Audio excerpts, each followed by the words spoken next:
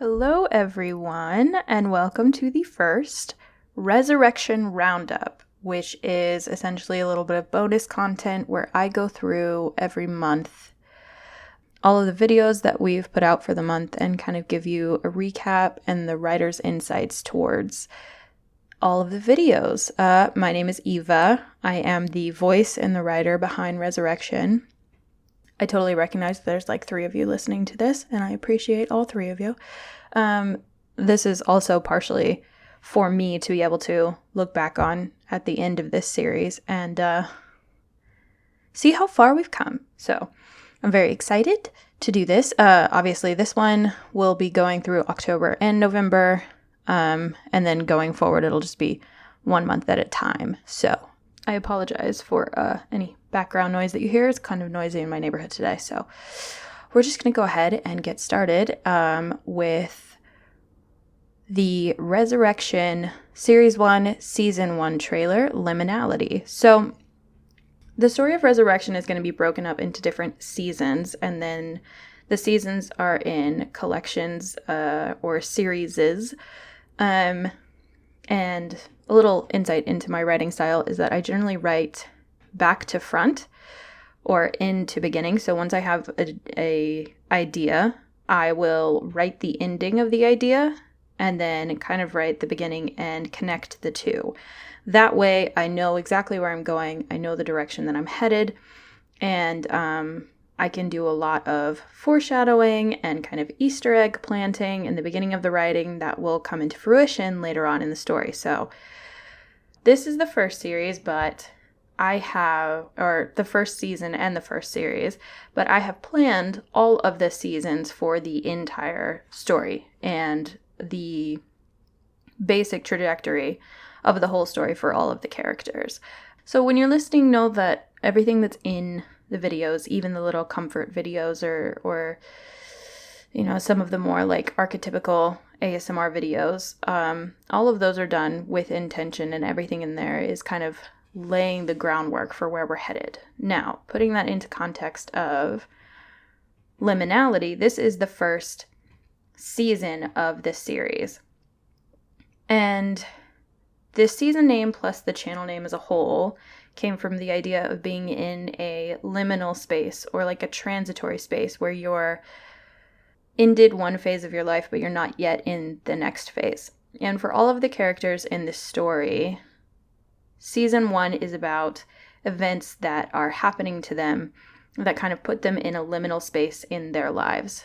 And the idea of the reflected title name came from the concept that, especially for the Revenants, they're half in life and half in death, living on both sides of the veil. So that's where that all came from. And then the season tagline, "What do you think you know?" Each of these characters are going to come up against events that make them question everything that they've known their entire lives so far, whether that is with the Revenant being able to resurrect or finding out about Revenants, etc. All of these characters are going to come up against something that makes them question everything that they've experienced up until now. And those events put them into their liminal space. So that was the inspiration behind this trailer.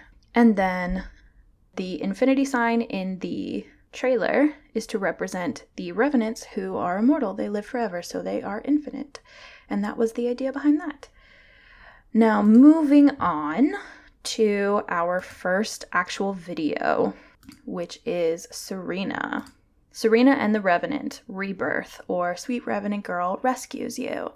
So, Resurrection, for some general lore about the story, I came up with the idea a few years ago and wrote it as a TV pilot, and then recently decided to convert it into this format and do it as ASMR/audio role plays, because I thought it would be really fun, and that way I don't have to wait for anyone else to agree or sign on to the project for me to be able to get my writing out there. I can just do it myself on my own terms, and I really liked that idea. But within the idea of converting the TV pilot into this audio roleplay series, most of the characters were changed or swapped out for different characters. Serena is one of the only 2 characters to stay as they were from the TV pilot to this format. The other character was Kaylee, actually.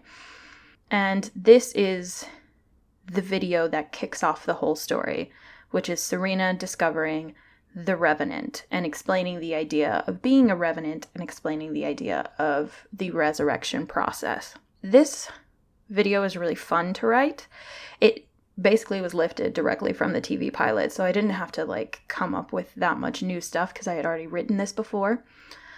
But it was really fun to create, and this was the first one that I ever recorded, so it was fun for me to get to experiment with recording and putting an episode together and see kind of how I wanted to set the tone for the whole story and what I wanted these to actually be like. So this was really fun for me in discovering the process of taking it from script to final product. And if you look at the channel archive, which is linked in some of the later videos, all of the scripts are available for you to read, so you can see what map, so to speak, I originally start off with and where I go from there to actually make the final product. And fun fact about this video is I recorded it twice. I recorded it and made it the first time all the way through, and then I didn't like it, so I did it all the way again. But Serena as a character is one of probably maybe my favorite, one of my favorites. I just think she's really sweet. She's really kind. She's just kind of got a little wholesome personality going to her. She's probably the closest to me of all the characters. So I just really like her. And I thought that this kind of throwing you into the story, I was a little hesitant about it because ASMR is technically supposed to be calming. And I think dying in a car crash is perhaps not a calming way to start your day. But I really wanted to make it immersive, and I really wanted to thrust you into the experience of being a Revenant and what the story had to entail. And I was really pleased with how this came out. I thought it set up the story quite nicely. So we're going to move on now to the next video in the series, which was Evern and the Partner. And this was more of the archetypical ASMR role plays where a girlfriend comforts you through some insecurities and anxieties that you may be having. But the little bit of lore that was dropped for this video is that Evern works at a company called Eterna. And Eterna is a big player in the story. And so even though Evern is just a normal, mortal human being who's kind of unaware of everything going on, I really wanted to bring her into the story and hint at Eterna through this, set that up, so it was quite nice. I was actually very nervous to make this video, which is kind of funny, I guess, given that, story-wise, it's a lot easier than the first one, but I was nervous about making archetypical ASMR role plays. I've never done anything like that before, and I was hesitant to do it. I know that I have a nice-ish sounding voice because I've done a lot of voice work and radio hosting type things in the past, but I had never done anything quite like this. Sorry for the plane/helicopter again, but if I stopped every time this happened, we would never get anywhere, frankly. So yeah, this one made me a little bit nervous, oddly, but I thought it turned out really nice. I thought it was cute to have Evern humming Dancing Queen at the beginning to kind of show her personality, but also get around any copyright issues. And I really truly believe in the message of this, and that you have to give things a try, and even if they don't work out for you, you learn something from it. And so I hope that, we got a little bit of storyline reveal within this. But also I think that what was said as the actual message of the video is important. And so I hope that it was comforting for you. Then we met Lennox, and we had Lennox and the scientist in Welcome to Eterna. Your workaholic scientist welcomes you to a new job. And that little Eterna drop suddenly matters, because we learn a little bit more about what Eterna is. Eterna being a genetic research company, and hearing Dr. Helena Mercer being the CEO of the company. And Helena is going to be a bit of a bigger character moving forward. That's not much of a spoiler because I think Serena has already said that in one of the videos, but if it is, oh well, I'm saying it. Lennox, I really like her. I think she's fun. She's got a good heart, but she is absolutely a workaholic. I actually got a comment on one of her videos that I thought was so funny, where it was like, oh, I like how she sounds like she just inhales over working for oxygen. You can almost smell the lab coat. That comment was really funny. It made me crack up. I think I read it on the subway home, because I do actually live in New York, fun fact.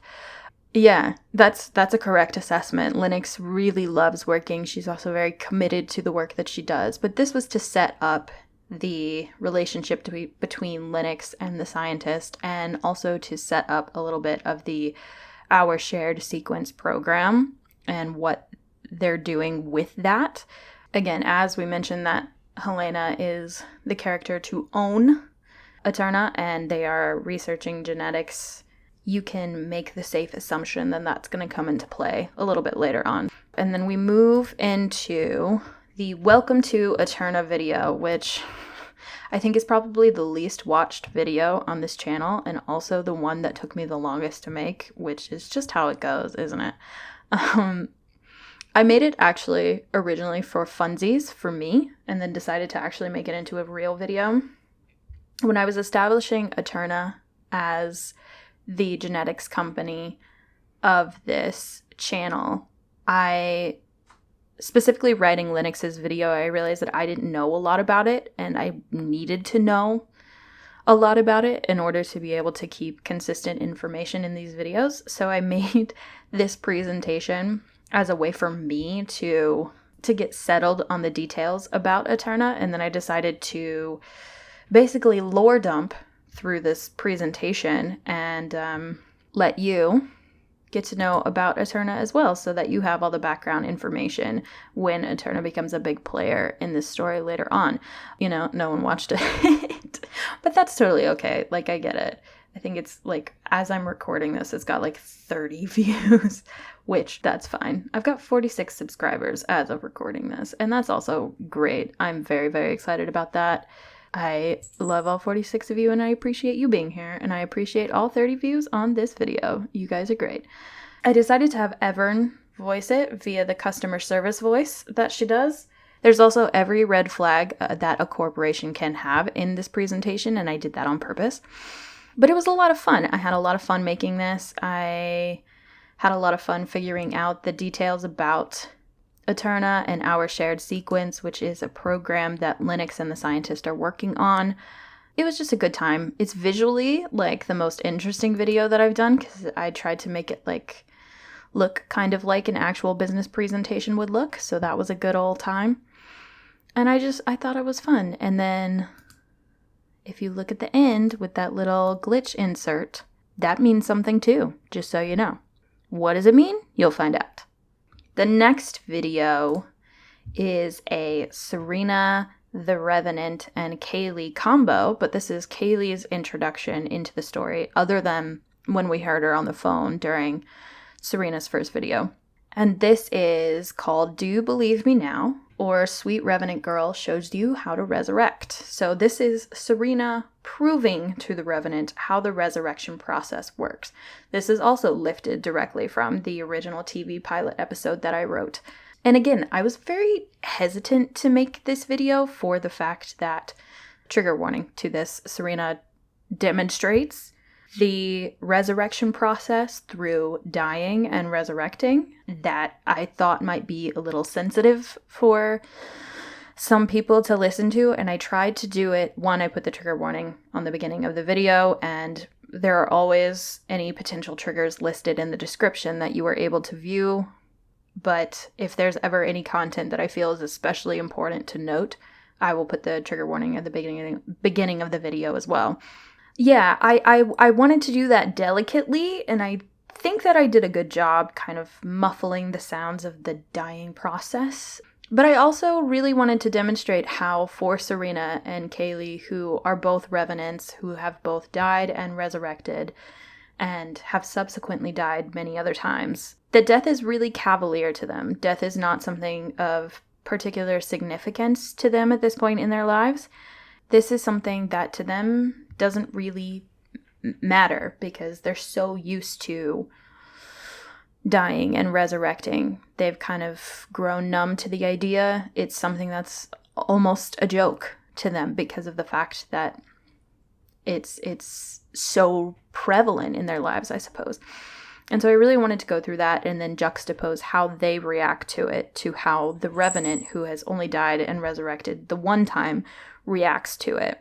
I was really pleased with how this video came out. I was very proud of myself finding the specific subway sound that I wanted so that they get off at the correct subway stop for where this building is located. I just love details like that. I think that it helps create the immersive experience when you hear the actual sound of the New York subway and they are at the correct stop and the train is going the correct way. Maybe that's a bit nerdy, but this whole thing is a bit nerdy, let's be real. So this video just made me really happy. I was very pleased with how it came out. I thought it was a good introduction to Kaylee. I thought it was a good introduction to revenancy as a whole and the idea of being a revenant and what it changes in you over time. So I was just very pleased with that. Moving on. Kaylee and the Mortal called Meet Cute. A meet cute at a coffee shop. So as it is stated later, I think in Serena's next video, revenants are immortal. And Kaylee's listener insert, the character that you, the listener, plays, is obviously called the Mortal, which inherently presents a few problems. It's a meet cute. It's a little flirty. It's a little fun. They bond over books and writers, which I find very cute. Part of this is narrative dump in terms of Kaylee editing the hospital footage, putting in the cremation forms for the body at the hospital so that can be taken care of, and then moving into this meet cute with the Mortal and showing her personality a little bit. She opens up at first getting excited about the books, getting excited about the writers, and then immediately just like sucks it back in and is like, sorry, I don't mean to bother you. I need to go. Because Kaylee is a very closed off person. Sorry, I just got a citizen notification that says hot dog taken at knife point. Wow, okay. Anyway, yeah, Kaylee is a very closed off person. Kaylee is, she's got a good little sensitive heart to her. She's also one of my favorite. I mean, I love all of these characters, but she is sweet and nice and so guarded and shielded because she feels that she has to be, especially living in a life like this. And having a meet cute with somebody who is inherently inaccessible to you romantically based on the fact that they are mortal and you are immortal and you have that knowledge and they don't, presents a lot of problems. But the deeper point of this was wanting to connect to people and not being able to. One of the main goals that I have with this whole series is to take a realistic look at what immortality would be like emotionally, mentally, to go through. And I think that it would be really sad in a lot of ways to be a fixed point in a continuous time stream because you don't get to interact and be a part of society in those ways because you know that you are fixed while the rest of it is temporary. So Kaylee, she wants to interact with the Mortal. She wants to talk about books and writers and have this experience. And then she sucks herself back because it's like, what's the point? What's the point? We'll be friends for a few years, and then I have to cut that off before you find out my secret? Like, you can never know the truth about me. So I was really pleased with how it came out, but also I think this storyline is one of the ones that is bittersweet to me in a lot of ways, in Kaylee wanting to be able to pursue certain things versus the reality of the life that she lives. And we see that unfold through the fact that she agrees to meet up with the mortal, even though it is a somewhat doomed pursuit. Is it still worth it to have that momentary experience, even though you know it's doomed from the beginning? So I was really happy with this one. Moving on to, this is the last video for October, and then we'll move into November. Linux and the Scientist, Late Night. This is a reverse comfort video comforting your workaholic lab partner. This one we get a little bit more insight into Linux and why she is working at Eterna and what she wants to be able to do there. This video I wrote to kind of establish more of a relationship between Linux and the Scientist, establish more of her personality, and create a rapport between the characters. And I was really happy with how this worked out. There's kind of an ambiguous relationship between Linux and the Scientist right now. Like, they are co-workers, but there's a little bit of a caring undertone to it, where the Scientist obviously cares about Linux and her well-being and her health and her work-life balance, of which there is no balance. That scale is totally tipped one way. And then we get a little bit more of a look into why Linux wants to do this. And as she says, I think the quote is like, sure, it would be cool to unlock superpowers or discover immortality, but really I'm here for the real life consequences of what this kind of work can do for people. The work that Eterna does and that Linux does have real life consequences for people, and being able to change the narrative that certain people get to live out. This whole series is a lot about the narratives that the different characters get to live out in their lives because of the circumstances that they are in. And given that we know that immortality already exists, the idea that Linux doesn't care, quote unquote, about discovering immortality is somewhat ironic, because that's already something that is discovered, as we know. Not by her, but by somebody. And that, given that we know that Helena, I think Serena says it. That's the next video, actually. Serena mentions that Helena and Kaylee live at the tower with them. And we know that Helena Mercer is the one to own Eterna. We can begin to wonder what the actual goals of our shared sequence and Eterna are, and what Helena wants to be able to do with the narratives that each of them get to live out. So this video is kind of sowing those suspicions, and I am excited about where that storyline is going to go. Moving on to November. Oh my god, we have so many videos. Serena and the Revenant, Life After Death. Sweet Revenant Girl teaches you about being a Revenant. This video is essentially a lore dump. It just talks about, this is where the immortality thing is kind of solidified. And she says, like, you will live forever at the age you are now. And it also solidifies the fact that the Revenants have to completely abandon their lives in order to stay safe. And I've always enjoyed this irony of the immortality of Revenants, is that you physically resurrect, but the life that died when you died does not. I think that's kind of the price you pay for immortality, is you don't get to live out any of the dreams or things that you were actually trying to achieve in your pre-Revenant life. I think that would be the case with immortality as far as it would exist if it was not known by the entire public. And I think that would be a really tragic part of the whole thing. Having to give up your life in terms of the people in it and the dreams that you had in order to technically be alive. And that exchange.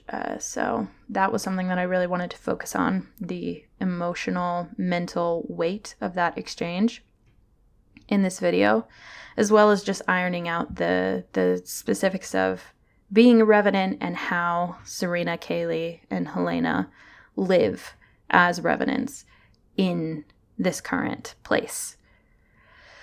As well, I wanted to deepen the relationship between Serena and the revenant and really start to create that bond between them as people that have so few that they can trust. Trusting each other is so important, and I'm really excited about how those characters are proceeding, for lack of a better word.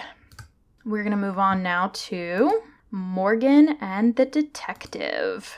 Morgan and the Detective, a new case. Getting a new case with your detective coworker. Morgan is probably the character that I was very scared to voice because that accent, I'm not so sure how good I am at it. It's fairly new to me, but I wanted her to kind of be a rough and tough New Yorker, New Jersey type personality. Rough around the edges, loves her black coffee.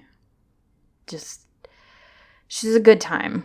And this is obviously starting to roll the plot forward in terms of the Revenant's body going missing from the hospital and the fake records that Kaylee put into the file now coming up as a legal case because the Revenant's family is suing the hospital for the mishandling of their loved one's dead body. I like the relationship between Morgan and the detective. This is the only... that's a lie. Morgan and the detective and then Evern and the partner are the only two my character, listener character pairs that have previously known each other prior to the start of this story. The rest of them meet each other during the story. And I thought this was really fun to get to kind of establish the relationship that Morgan and the detective have together. And they've been working together for 3 years. And they just kind of have this like sibling-esque energy, I think, where they poke fun at each other and they have a good time, but they also still really care about each other and love each other a lot. I really enjoyed the relationship building aspect of this video, as well as obviously the plot heavy points of researching into how this body went missing and how it was mishandled, and was it actually cremated? Did something else happen to it? What went on? That's going to be an important point going forward, so laying this groundwork was really fun, and obviously very necessary. Okay, moving on to Verena and the Hunter featuring Odette, which was Revenant Stew. This episode was so fun. It's your meeting with a tsundere, I think is how you say that, cult member and her sister, featuring my friend Zianne. I love Zianne so much, and I was so excited to have her voice a character on the show, and she has also been really, really integral for me in the writing process. She is my writing friend. She has her own writing, which is beautiful and wonderful. She's about to release a poetry book, so her links are in the description of that video, and you should go check it out. But anyway, we start the hint at these characters in Serena's video, Sweet Revenant Girl Teaches You About Being a Revenant, or Life After Death. She mentions Veritas and how she and Kaylee have been looking into Veritas, which is a cult, or like a group of people, the beginnings of a cult, really, who know that revenants exist and are trying to alert the public at large to this idea. And Verena and Odette are the minds behind Veritas. They are the people putting this message out there. They are the people kind of forming this cult, the baby cult right now. And Veritas is establishing themselves as the antagonist of Series 1. And I'm very excited for that storyline to unfold and to watch the progression of Verena and Odette as they grow in Veritas, as they grow as leaders of this cult, and as the rest of the events of the story unfold. Also, as like a side note, I think that this is the prettiest thumbnail that I have. It's a combination of Odette's thumbnail and Verena's thumbnail, and I'm really happy with how it looked. But I really enjoyed making this episode because Zianne got to do it with me, and that was really fun to get to work with somebody else for the first time and do a collaboration. I haven't done that before. And to get to play some people that are a little unhinged. Both Odette and Verena are a little intense and a little unhinged, and they're smart. They're so smart. But, a few screws might be loose, and I thought that was a good time. I also think that the mission of the cult is really interesting. They don't know how revenants exist. They just know that revenants exist, and the idea that if immortality is an option, it should be available to everybody. If you don't know the context of how that happens, I feel like that's a belief that makes sense. If some members of the population are immortal and you don't know how that's happened, you would want a chance at it versus being subjected to the consequences of death, while some people get to avoid those. I think if you don't know what it's like being immortal, it's easy to imagine that it's easy and alleviates a lot of your problems rather than imagining the problems it creates in and of itself. So I enjoyed that as well. And, there's the obvious hint of how they know that revenants exist. Someone close to them turned out to be one of these freaks, as they say. I was really pleased with how this came out and established both of those characters, and I'm really excited for their progression to keep going. Hello, Gandalf. Gandalf is my cat, and he just jumped up on the desk. So we are moving on to Kaylee and the Mortal, the right one, your first date with a nerdy hacker. This is a slow burn, as it is tagged, and I thought this episode was so cute.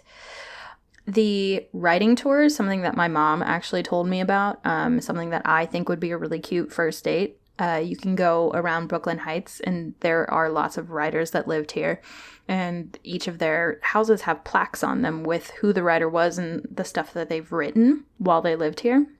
And one of the things that I think is important is to insert some grounded details about the location of these places. So knowing a lot about the neighborhoods and being able to insert accurate details about the neighborhoods in terms of like the Brooklyn Heights Promenade and what that sounds like, and having the Staten Island Ferry horn, the writing tour being a thing, the correct sounds for the subways, like all of those things make me really happy because I think it adds to the immersiveness of the whole story. And this episode, again, had that bittersweet tone to it where Kaylee is allowing herself to really enjoy time with the mortal, but at the same time cannot fully allow herself to immerse in it because of the fact that she knows that it's doomed from the start. And especially when they start talking about her family and that it's revealed that she has a little brother, and you start to hear details of how she has to lie in terms of talking about Lord of the Rings, how,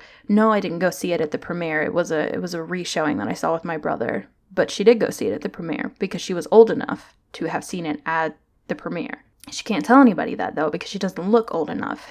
It was mentioned in one of the earlier videos that Kaylee has been a revenant for 9, almost 10 years. So appearing 10 years younger than you actually are and having to act 10 years younger than you actually are and kind of orient yourself in history as 10 years younger than you actually are, I imagine would get to be tiring after a while.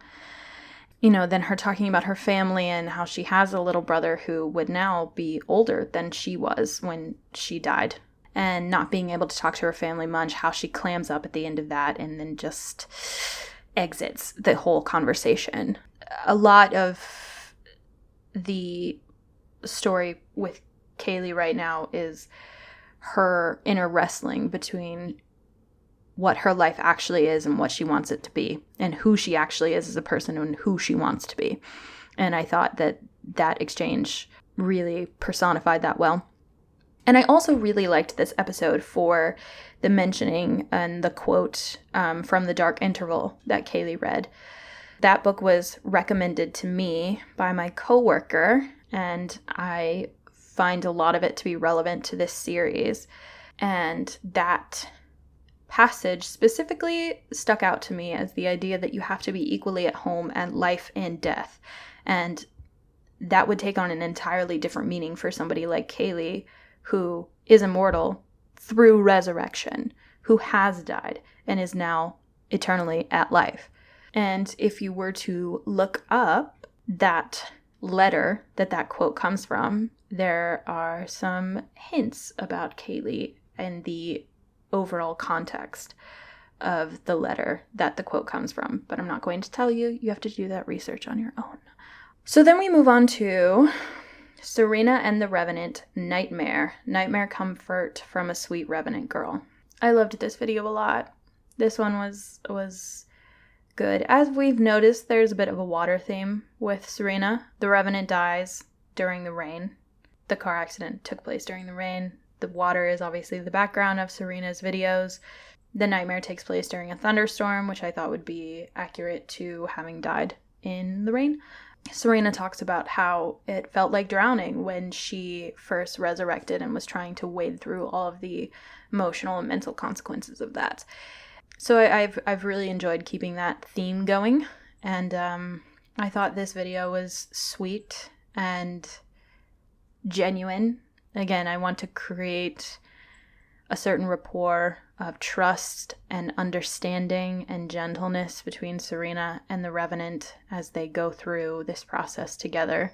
And she reveals a little bit more about herself and her coping process of getting through the idea of dying, physically dying, but then also having died in her old life and having to leave that behind, and what that was like for her.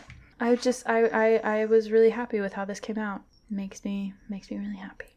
So, moving on to a more plot-heavy version, whereas the last one was comfort and relationship building, although there is still very intentional plot pieces written into those scripts, into all of these scripts, and so nothing is ever done for filler purposes. There's always a reason behind these. But this one is very plot heavy. Lennox and the scientist, the fuck is that? Finding something odd with your workaholic lab partner. Okay, Gandalf, thank you. This really moves the plot of Eterna along. What our shared sequence is for and is doing. In a sample of human DNA donated to the Our Shared Sequence program, they find genetic mutations and anomalies that are odd, and they don't know what it would do. It took me so much research to be able to write this episode, and I am really proud of it, and I'm glad that it came out well. And at the same time, I'm not a geneticist, so I probably, if there's information that's not correct in there, I did my best. I read a lot of articles to try and get this right. This is science fiction, and so, but I want to base it in like what could be a reality. As we continue on in the plot, you will find out exactly what and why this discovery matters. But right now, we're at the point where Lennox has discovered a lot of things in this sample of human DNA that do not seem correct to actual human DNA. And we're going to figure out why that's happening. And Lennox and the Scientist is the last video for November. So we will pick up at the next roundup with December. And for all 46 of you who are here, just know that I love and appreciate you so much, and I'm really excited to go on this narrative journey with you, and I hope you are excited as well. So I'll see you for the next roundup soon, and I hope you're doing well, and goodbye.